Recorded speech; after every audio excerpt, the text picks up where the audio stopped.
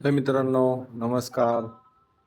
Business करणं सोपं नाही आहे, पण जो माणूस स्वतःच्या बिझनेसमध्ये स्वतः काम करतो तो सक्सेसफुल होतो असं म्हटलं जातं आहे. तर मी आलो आहे सकाळी सकाळी आणि आता आपण करतो आहे दुकानाची साफसफाई. आता आपण हे सामान दुकानामधलं बाहेर काढतो आहे, जे आपण बाहेर ठेवत असतो. झाड, पाटी, बोर्ड, स्टँड हे सर्व गोष्टी आपण बाहेर काढतो आहे. त्यानंतर आपण हे स्टँड आहे जे आपण याच्यावरती ऑफर लावली आहे, त्या ऑफरचं स्टँड पण आपण बाहेर लावणार आहे.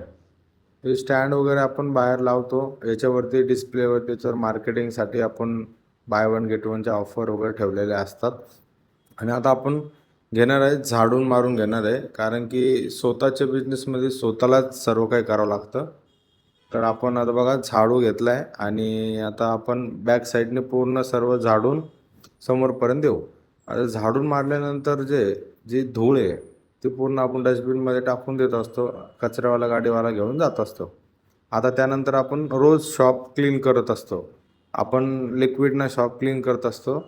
शॉप आपण डेली फरची पुसत असतो दुकानामध्ये, जेणेकरून धूळ वगैरे राहत नाही. क्लिनिंग वगैरे जास्त ठेवावं लागते आपल्याला.